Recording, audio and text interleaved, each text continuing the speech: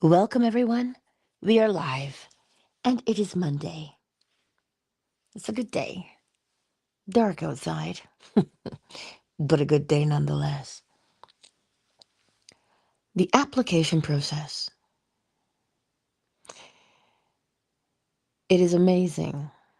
Neville Goddard mentioned a while back in one of his lectures how, because he was quoting Shakespeare and Portia, I forget which play she's from, but she said, if I would be one of the 20 to practice what I preach, is pretty much about what she said. Well, then you have to ask yourself this question. Why do we struggle to apply the principles?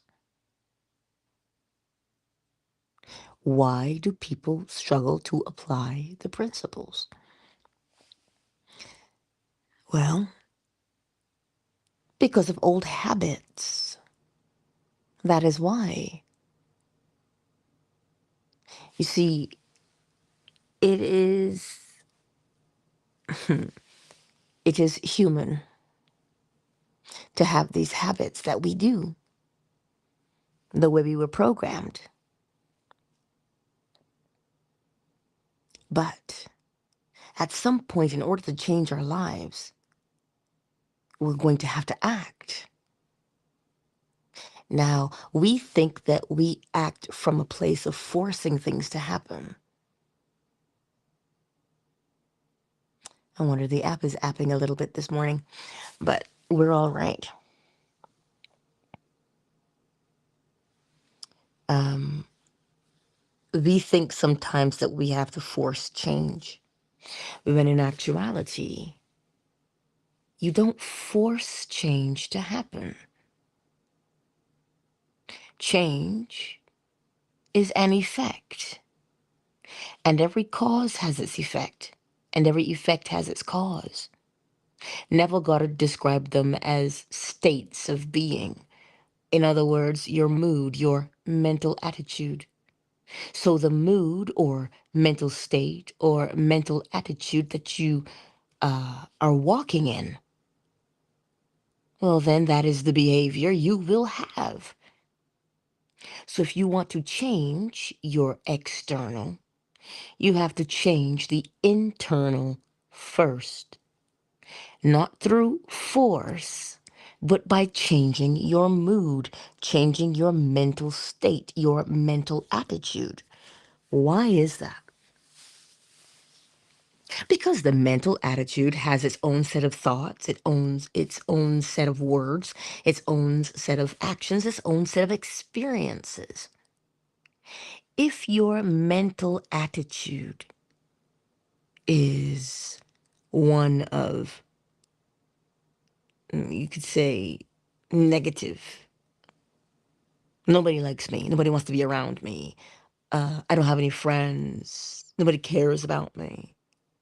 If that is your mental attitude, your mental state, your mood, how can people be around you? They can't be, because that is your mental attitude, your mental mood, your state of being is not conducive to companionship or friendship.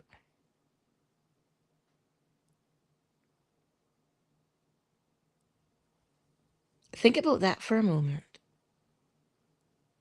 If you want to go from not having friends to having friends, you have to change your state, your mental attitude, your mood. What does a person who enjoys companionship, what is their mood like? It is as simple as that. But we get caught up because we keep looking at the outside and thinking, "Oh, well, it doesn't change. It's not going anywhere." You know, that's what happens,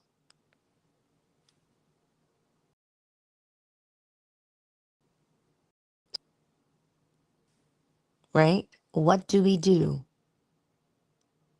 And so, in order to change your mental attitude, your mood, your state of mind, We do this all day already. We change from mood to mood. And as I say, each mood has its own effects. Are you aware of your mood?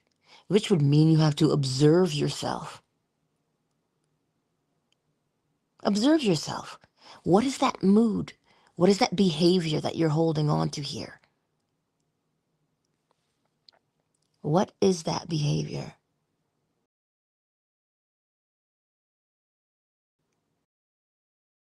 If you see it, you'll know that that's a mood you're in.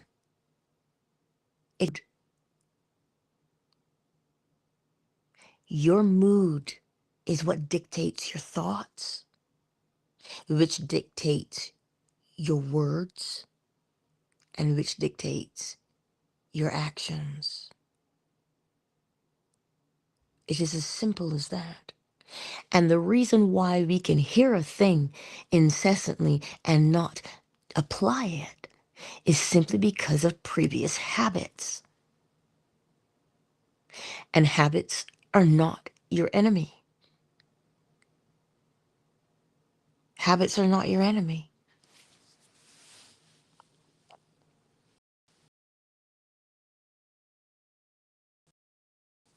Habits are not the enemy. They are simply things. In other words, they simply are your moods, your states that you habitually go to over and over and over again, thereby having the same experience. So how do you get yourself to apply the principles? You see, the principles don't just work for money. They don't just work for relationships. They don't just work for your job. They work for your entire life experiences. All of them. So it doesn't matter which scenario that you could be going through today. It doesn't matter. The scenarios are irrelevant. You can have 1,000 experiences, but there's one process. Just one. And sometimes that process comes dressed up as this technique or that technique. The 369 technique, the affirmation technique, they all come with their different things. But what we've got to grasp in order to apply is comprehension, understanding. I told you that my son made lasagna last week. He says, "Ma, I'm going to do it again today. So bring home some ground beef, please." I said, "Okay." Why? It is the application. He learned how to do something, and now he's applying what he has learned. Why is that? Because he's excited about it. But sometimes we see learning as a chore. But that funny thing is only a habit. Your opinion of learning is only a habit that you have practiced for a long time. This is why we don't apply things. Not because there's something wrong with us. It's only because of a habit we've practiced.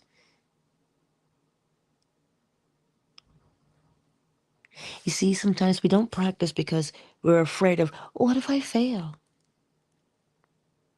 How will you know that you've succeeded if you don't practice? Your practice is not a place to judge and say, oh, I failed, so I don't want to do that again. It felt like crap. No, that is not what you do. When we practice, we work it out so that we can get it right.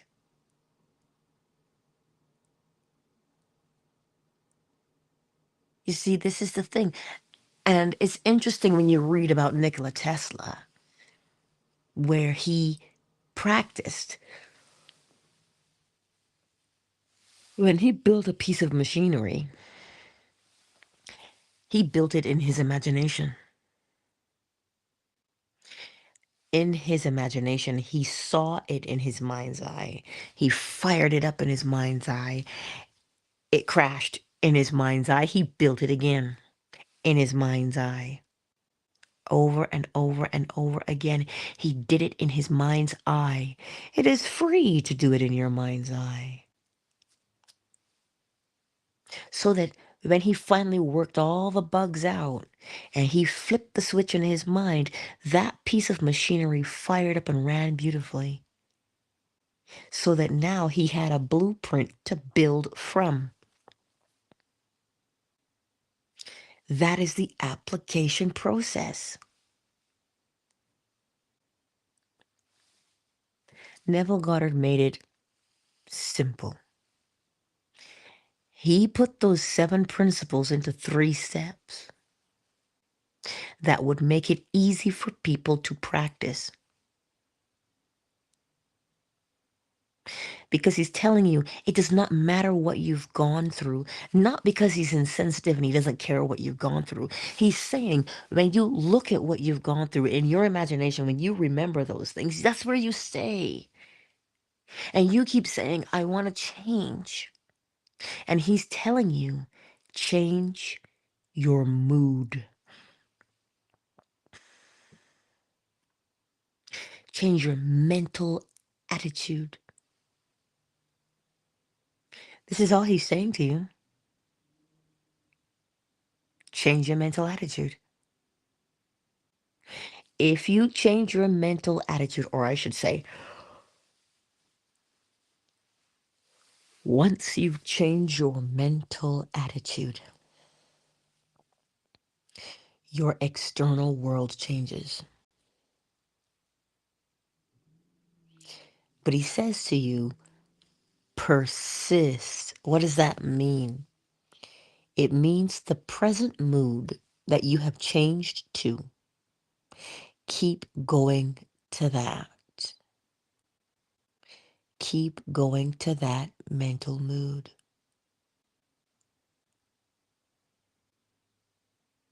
Now, why would he tell you to keep going to that mental mood that you just changed to?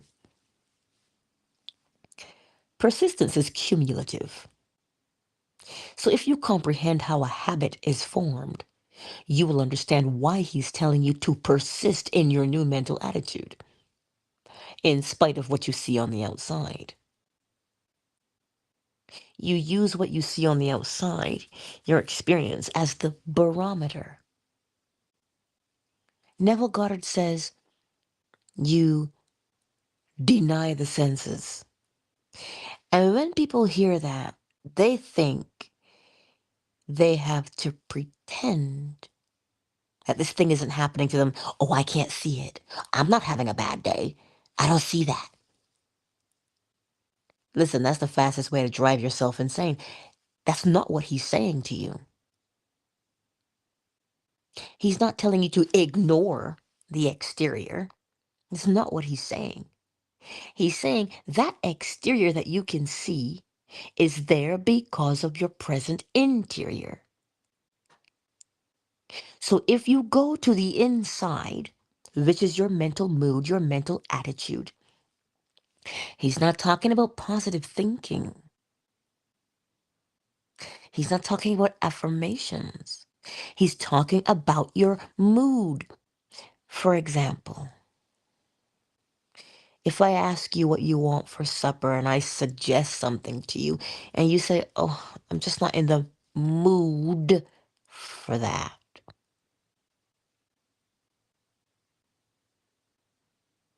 I'm not in the mood. I'm not in the mood to do the laundry. It means when you say you're not in the mood, it means you don't feel it. This is why he can tell you that feeling is the secret. The mood that you are in makes you feel.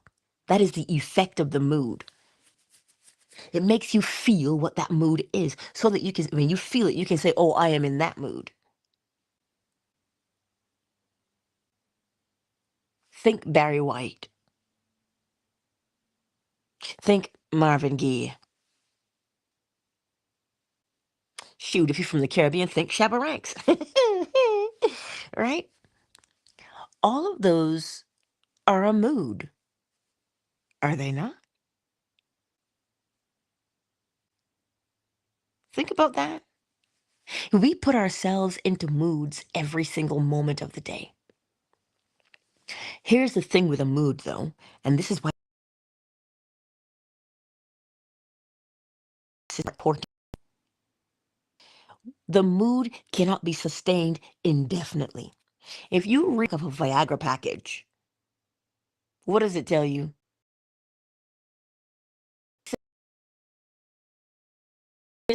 Because the mood cannot be sustained indefinitely.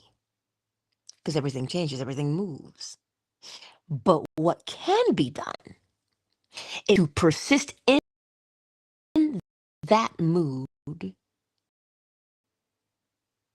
okay? So that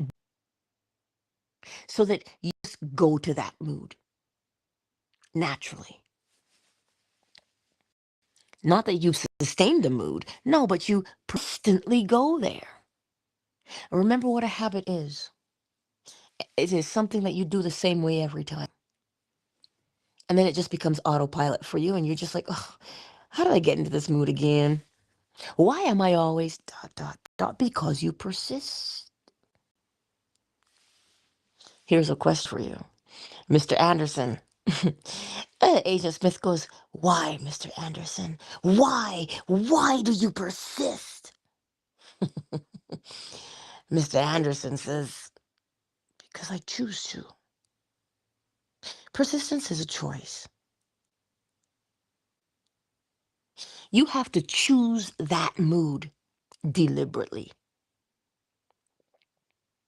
This is why sometimes when your words, if you would listen to them, will tell you what your mood is, which gives you the opportunity to change your mood. You don't have to force yourself to change your mood. If you turn on your favorite song and you're upset, you're not upset anymore because you're now in a different mood because you use the song to put yourself in a different mood. The song was only a tool. It was only a tool to get you to move into the mood that you want to experience. So why do we struggle with the application process? Because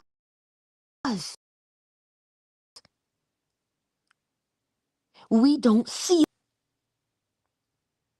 We mistake the mood or the mental attitude for what we are, when in actuality, it is only something that you are embodying at that time.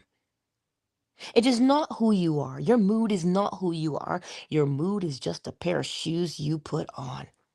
And listen, I have a beautiful pair of red shoes, a beautiful pair of pink shoes.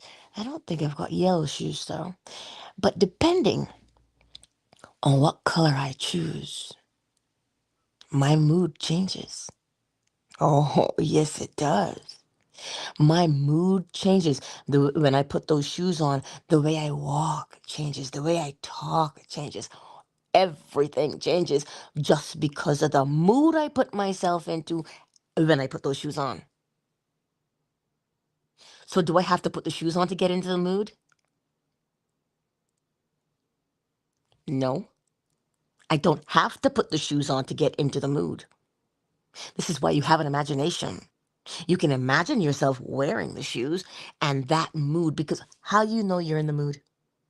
How do you know that you're in the mood? Feel. It is a feeling. This is why Neville Goddard says feeling is the secret. The way you feel is the way you act.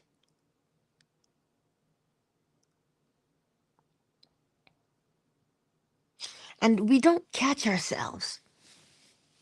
We tend to say, yeah, but.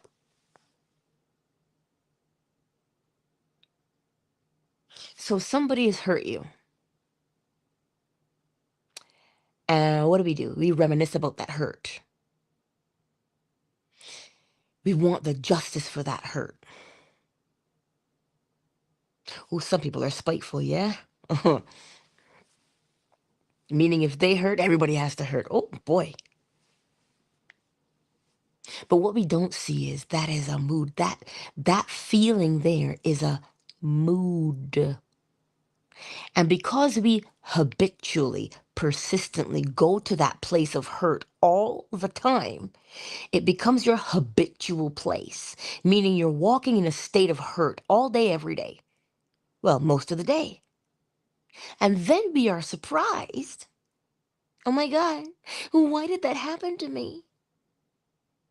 Because of your mental attitude, your mood. And I say to you, change your mood. Well, I don't know how to change my mood, Angela. What do you mean you don't know how to change your mood? Hello? Of course you know how to change your mood. Yes, you change it. Yes, a not. The mindset. Mindset, mood, state of mind, mental attitude are all the same. Just depends on which word is easier for us to apply.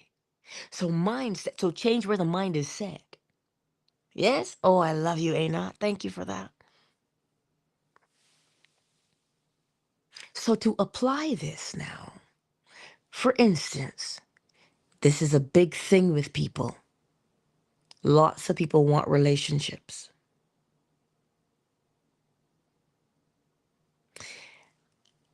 Your mental attitude, your state of mind, your mood, your mindset, what does it hold true of relationships? There's no good men. There's no good women. She's for the streets. They're just going to lie to me anyway. They're just going to hurt me anyway. I've been through too much of these relationships. I don't trust anybody. That's what's coming out of your mouth. That is the mental mood or mental attitude that you are in regarding relationships. So, how are you going to get a beautiful relationship when that is not your mood? What is the mood of a beautiful relationship? You feel heard. You feel respected. You feel cared for.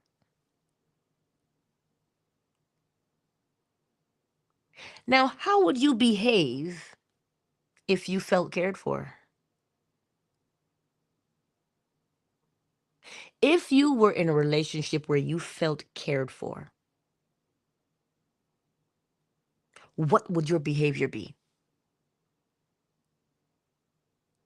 The moment you start to answer that, what would my behavior be if I were in a beautiful relationship?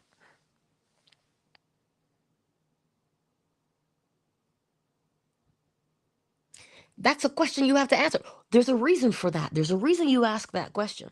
What would it be like if? What would I be like if? Because remember, it's you. It's not them, it's you. What would my attitude be if I were in this beautiful relationship? How would I walk down the street?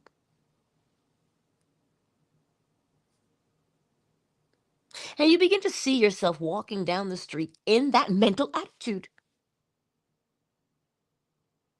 And here's the thing, you persist in that mental attitude. Remember, you can't sustain a mood indefinitely, but you can train yourself to go to it all the time. Why is it important that you train yourself to go to that mood all the time? Because when you go to that mood all the time, 7 out of 10 times, 10 out of 10 times you go to that mood all the time. Literally speaking, you have just rewired your brain. You made a new pathway for what? Beautiful relationship. You see, that's the invisible part that we don't see. We think that we're doing something mystical. We think that we're doing something magical. by changing our mood. No, you're not. When you change your mood, you are rewiring your brain, literally speaking. You see, and because we don't know that, we give up partway through before that mindset has been set down in your neurological self. And I love this saying. You see, we might think logically, but we behave neurologically. We behave by way of our habits, and our habits are things that we have set down in our brain. That's why you persist in the new way of being, the new attitude. Listen, go find some Patti LaBelle. New dress, new hat, something, something, a matter of fact, and she starts singing. And what is she saying? I got a new attitude. She says, I know where I'm going and I know what to do. I tidied up my point of view. Your point of view is what? It is your mental mood. It is your state. And we can change those deliberately. And sometimes we don't even know what we're saying.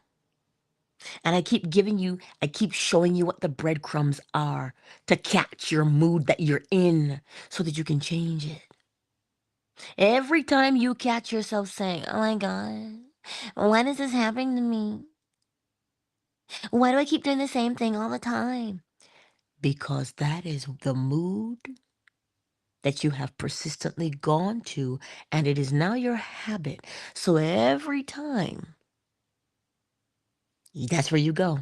Thereby, you have the same experience over and over again. So how do you change it? You change your mood. You do not break the mirror to change your face. That's never got it for you. You change the mood and the things that you're looking at, they have to change. Why do they change? Because your mental attitude has changed. And so long as your mental attitude has changed, then your external experiences have no choice. So when Neville says to you, you don't have to lift a finger to make it so, what do you think he means? He's trying to tell you you don't have to force change in your life. He's saying to you it is as easy as ABC. Mm? That's what he's saying to you. He's saying get into the imagination because that's where you always are anyway. He's not remaking the wheel here. You're always in the imagination. Why? Because it is what you are.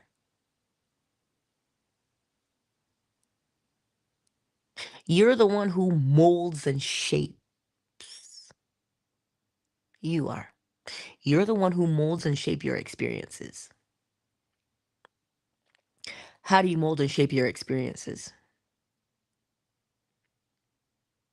You mold and shape your experiences by using your imagination. You use your imagination every single day, at every moment of the day. If I say to you, stop at the grocery store, in your mind's eye, you have seen that grocery store because you've been there a gajillion times. So you see it in your mind's eye. And what do you say? I'm going there. And what do? You go there naturally. But Angela, that's just living. Yes, it is. We live by way of imagination. It may seem a little dramatic this morning, but the reason why I'm so dramatic this morning is because I hear all the time, yeah, Angela, I know, but. And to that I want to say, but what? The external changes When that mood changes, you know this as well as I do. Sometimes it's like, I tell you about Reddit because sometimes I'm usually on Reddit and I see these pictures of people and they're showing you the state of their rooms because they're in a state of depression. And when you look at their rooms, oh, sometimes I cringe. I'm like, oh my God, you're living in that? Like, how do you sleep? The space is so cluttered, it is messy. And the first question they ask is, oh my God, where do I start? I'm so overwhelmed. Because they're looking at the mess on the outside. They're looking at the mess on the outside. But somebody, interestingly enough, said, I just got so mad at what I was looking at. And all of a sudden I had this energy and I cleaned my room and here's the after. And you're looking at the after, you're like, whoa.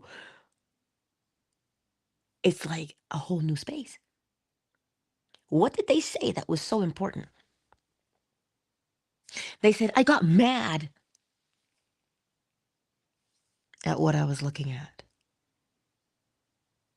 Remember, the mood first was, I'm so overwhelmed by this. How am I ever going to do this? Like, I don't even know where to start. And the mood changed to, I was so mad at what I was seeing. They're no longer in a state of depression. They switched out of that and they got angry. And thereby getting angry, they use the energy to tidy up the space.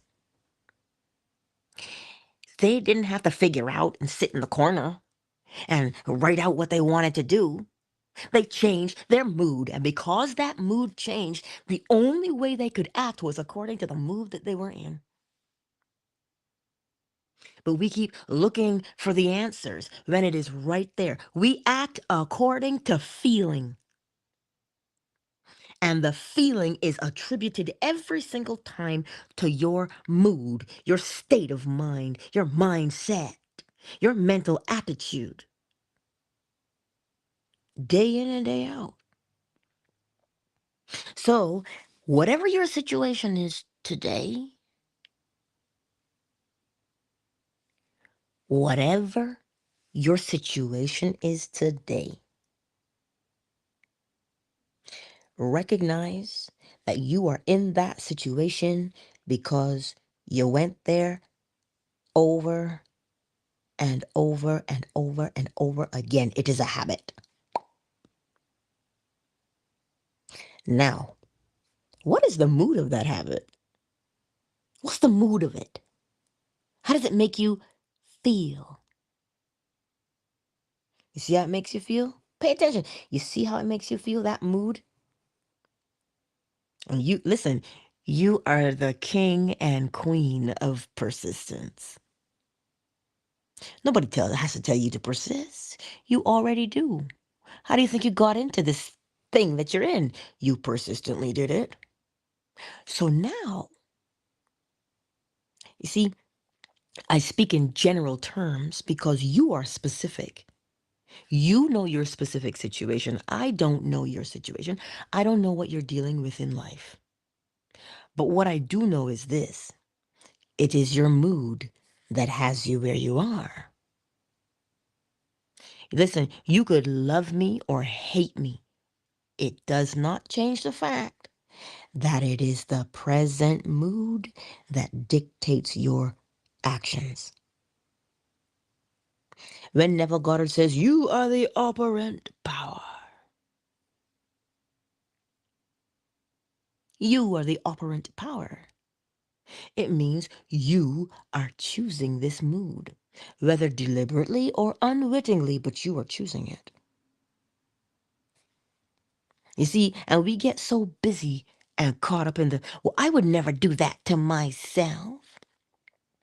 Which one of us would consciously do it to ourselves? That's the point. You don't consciously do it to yourself. Not in the beginning, at least. But then you learn to do it deliberately so that you change your life.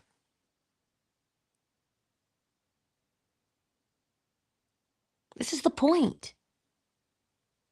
You see, we start off unwitting, not knowing, but then we learn. So we have to apply what we learn. And how do we apply? What is the application process? How do we change our lives? What is the process? Step one, acknowledge where you are. You have to see it. Where are you? What are you doing? What is your present situation like? Well, when you see it, now you can say, well, that's my present mood.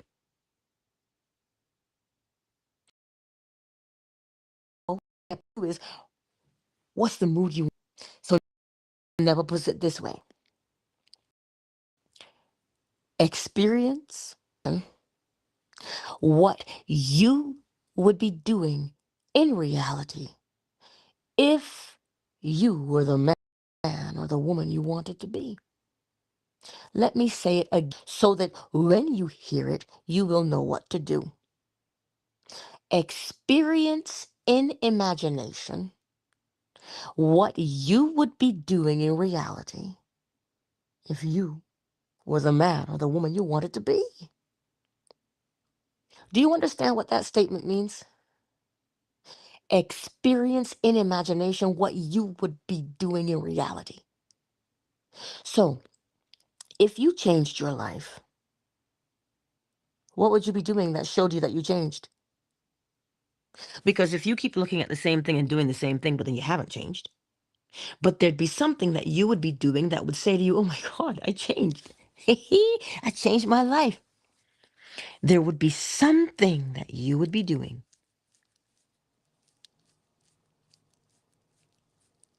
What is that something? You see, here's where you get specific because you know you. So what would you be doing?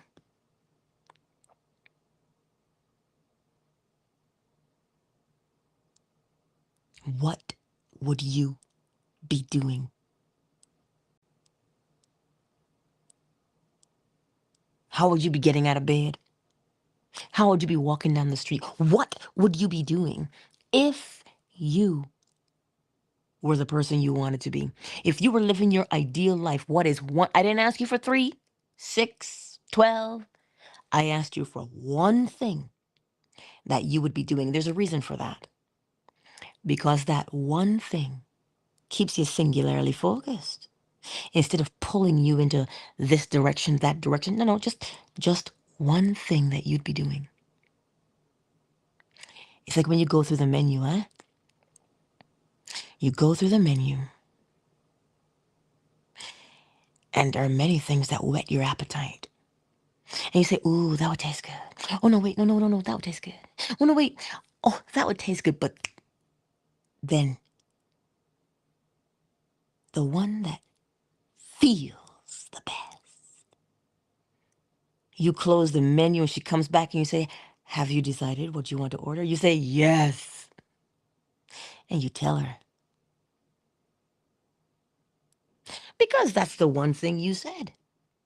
You went through a whole selection, but you landed upon one. Just one. So what is that one thing you'd be doing? And that one thing that you'd be doing, oh, you see, it has a mood. It has a mood attached to it, does it not? Of course it does. There's a mood attached to that one thing that you would be doing. Good. So step 3 is immerse yourself in it. Now you can't hold it indefinitely. So hold it for 5 minutes. Hold it for 3 minutes. Feel it. Feel it. Feel it. And then you got to stop feeling it because you got to go back to work or you got to go back to folding the laundry. But just feel it. And then you make a habit of it. Well, how do you make a habit of something? By doing it the same way every time. So put yourself in that mood over and over and over again with that one thing. So what is that one thing in your beautiful relationship? What is that one thing in your job? What is that one thing, your car? What is that one thing with your money? What is the one thing you would be doing? What is that one thing in your health that you would be doing that would show you that you're healthy?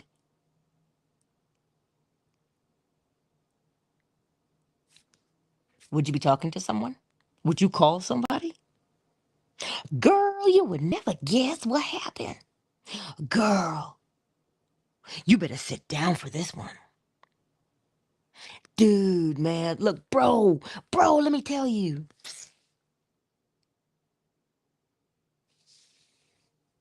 What is that one? You see, we do it naturally. Here's how we do it naturally. You notice, you could be cleaning, right? You could be tidying up, and you'll have a memory, right? Doesn't matter, good, bad, or indifferent, whatever that memory is. And you'll have a memory, and you go, oh man,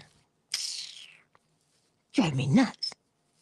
I can't stand them, blah, blah, blah, blah, blah. Or you could say, you know what? This person gave me the sweetest gift ever. That made me feel so good when they thought about me. Like, wow, they thought about me. Little old me, what? What are you doing?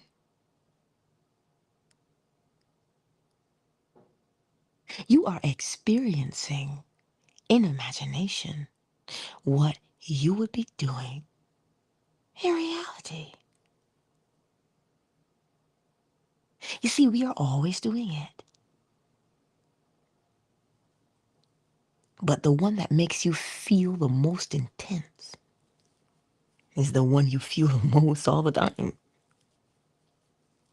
And those are the experiences that you get.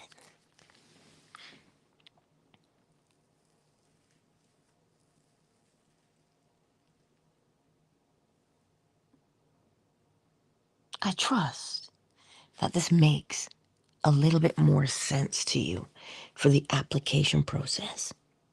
Because some people ask me, well, Angela, does it work for this? Listen, it works for everything. The law is not partial. It bears no favorites. It doesn't care what your situation is. You are the one who cares what your situation is. So you apply the principles. Step one, acknowledge where you are and what you're doing because it will show you your mood. If you don't know where you are, what the heck are you saying? Why does this always happen to me? I keep doing the same thing all the time. I keep making the same mistake. Because that's usually what we want to change from. We don't complain about good things. You understand why I give you these examples? Because we're not complaining about good things. We don't grudge good things. We say, ooh, please, sir, can I have some more? We do that with good things. But even then, if you watch the mental attitude for good things, it's a good mood, is it not? Good mood, good things. Sad mood, sad things. You ever notice sometimes when you play a sad song because you're in a sad mood?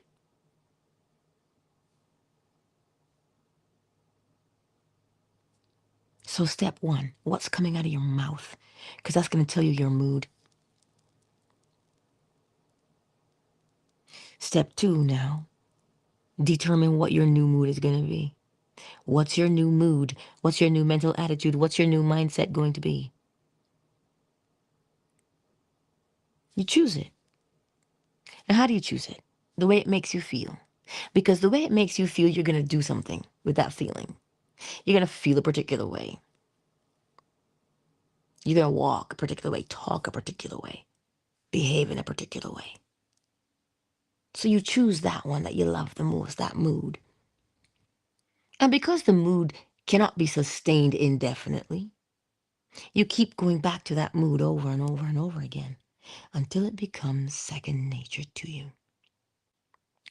Which literally means that you set down a neurological pathway in your brain. So that now the habit says, oh, so you want to be in this mood? Be in this mood. And then you have experiences that match that mood. And then you say, oh my God, I'm having such a great day. My life is like totally fantastic. My life is so blissful. That's what you'd say because you have what? Persisted in that new mood.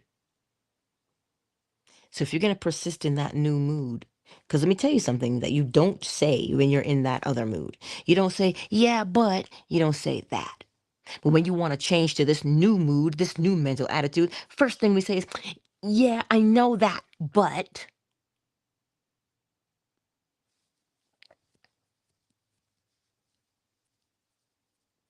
So what are you going to do? Well, let us welcome everyone into the space while you decide what you're going to do with your mental attitude, with your mental mood, with your mindset. So that when you open your mouth and you say, I am, you'll know exactly who I am is. Not some foreign thing on the outside of you. I am is you. I am is what's looking out your eyes as you see your reflection in the mirror. That is I am. Hello. Your eyes see your reflection, but I am powers your eyes so that they can see. Anywho, Liza, darling. Liza is here, and so is A Not. Hey, girls.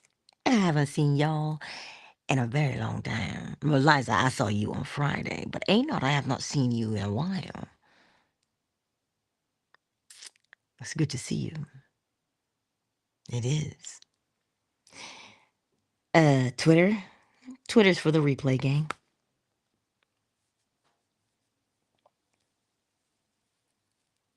Fanbase, who's with us this morning? Big Mike is in the house. Moon and Dolphin Duck are here. Eh. Um. Oh, business life of a foodie. I see you. Bert. Ray Ray is in the house. And I know I saw KZ, but the app is apping on Fanbase. And I have not seen Miss McQueen yet. Who else? Who am I missing? Ray of Sunshine. Pardon me. I trust that today, as you go out into the world, you will be deliberate in changing your mood. You do not have to stay in a piss poor mood. Change that. And practice the art of going to that better mood. Why?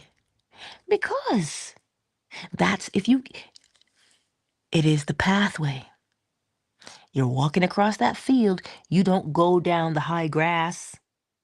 You go down the pathway that has been trodden down by many a foot. So that tells you what you persist in doing becomes your new pathway that you're going to take. Why? Because it is the path of least resistance. This is what habits do.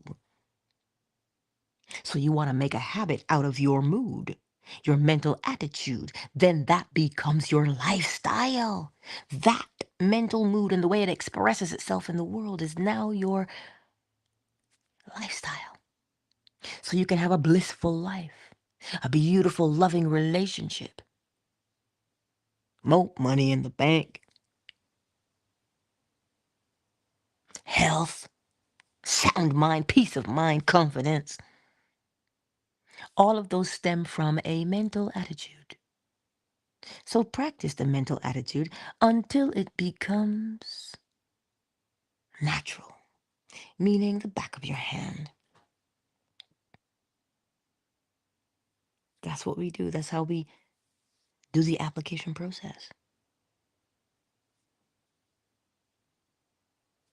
I trust that makes sense. I trust that it makes sense. Now I'm going to go get up and feed the chickens and put those apples in the oven. Oh, somebody suggested, because I was asking for ideas. And because I've got an apple tree in the yard. And I got more apples than I know what to do with. I have more apples than I know what to shake a stick at. I always wanted to use that. And somebody suggested, why don't you make some apple butter? Oh, apple butter, you say? Now, I don't have a crock pot, but I do have a Dutch oven. So I said, okay, because you need 12 hours, 10 hours to cook them all down into a beautiful, beautiful slurry. And then you mash them. Well, in the blender, you puree. And then another 2 hours until it thickens. Oh. So if I put it in the oven before I leave for work, by the time I get home, that'll be 10 hours. And I will mash those bad boys, puree those babies, and then pop them back in for 2 hours, and then bottle it up. Oh, yes. Your girl is making apple butter. But don't get it twisted. I've been feeding my sourdough all week. I keep telling you, you have to practice. You have to practice. Because when you practice, you're making a habit out of what you practice. And when you make a habit out of what you practice, that is your lifestyle. Easy and effortless is what that lifestyle becomes. So now the way to be deliberate, meaning you define your lifestyle and you rehearse. You experience in imagination what you'd be doing in reality if you were the man or the woman you wanted to be. You practice that. And now that becomes your lifestyle deliberately. As opposed to, oh my God, how did I get here? Stop. We don't need to be asking ourselves that question anymore. How did I get here? Let's not pull a Deborah Cox. How did you get here? Let's not. And say we did. But be deliberate. Be deliberate. Step 1, acknowledge your present mood. Step 2, decide the new mood. Step 3, that mood makes you feel good, then persistently go back to it over and over again. Use the exterior experience to show yourself that you're changing, because you'll see it. Make sense? Ooh, ain't not, girl. Let me tell you something. I got so many apples. I've got some apples fermenting right now so I can make apple cider. Ew. A sparkling apple cider. Yes. Mm-hmm. Because it effervesces, right? Like my ginger bug. So I can make sparkling ginger ale. So now I'll make sparkling apple cider. Mm-hmm. Yes.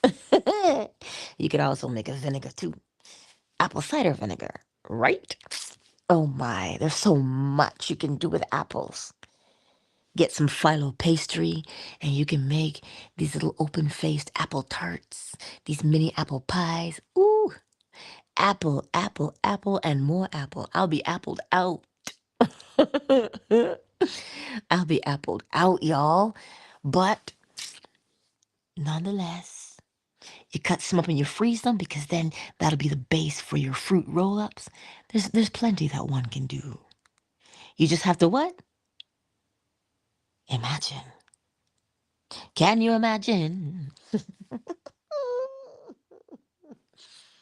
That's an HP sauce commercial. How much I love you. Moo, moo, moo, moo, because it's the cow singing. I know the only one for me, yeah, could ever be you. Huh. My arms won't free you and my heart won't try. Thank you, you're beautiful. He was imitating Elvis. But every time I hear, can you imagine? That is what pops into my head. Oh, somebody is awake. Let me tell you something. He rushes me now when I go in that room, talking about this is my space. I said, sir, yours. I put you in this space, sir. You don't rush me. Hopping over to me, he moves real fast with that one leg. Scares me, but but that does not stop me from snatching him up and kissing him. I have to remind him sometimes. I know that you're a Roo and this is your nature, but here's my nature. I'm gonna hug you and I'm gonna kiss you and I'm gonna squeeze you and I'm gonna call you George. Oh, that poor Roo. Mm-hmm. I just love him so much, even though he rushes me. Let me tell you, if he could go down the stairs, he would have. And he paces the top of the stairs and he's like, "What? You can't pass."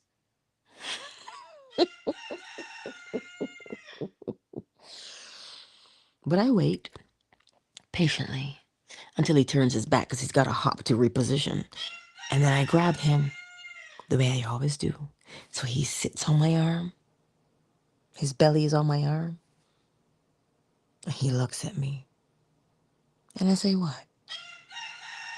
You don't want these here kisses? Oh, little Pookie, you don't want these here kisses?"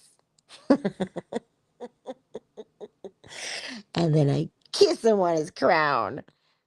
And I play with his waddles. And he'll try to peck me until he stops. And I'm like, "Oh." And then I gently put him back on the mat and I run. Girl, if you can see it, oh my word. But he's just sweet. He really is. Yes, a not. Yes, imagination goes a long way. Narrow is the gate. And you must come as a child. That imagination is beautiful. Because the imagination is. The imagination is what powers us all. Oh. Anywho, that was the Chicken Chronicles. My Chicken Chronicles.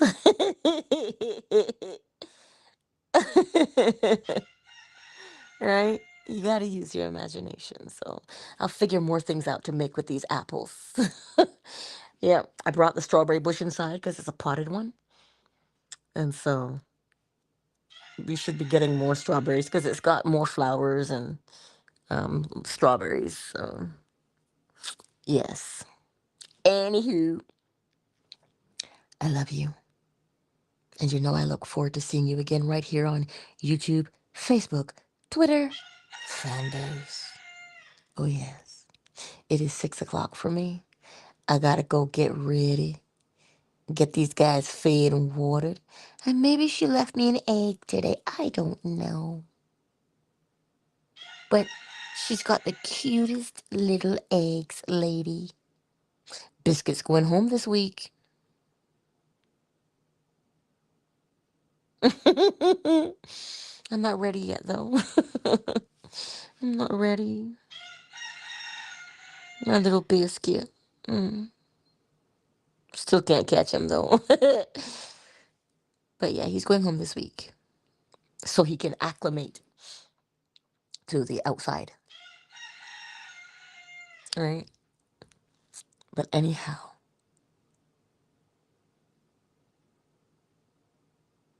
you know I love you. And I will see you on the morrow, right here on YouTube, Facebook, Twitter, Fanbase at 7 a.m. Eastern Standard Time. Countdown initiated. 5, 4, 3, 2, 1.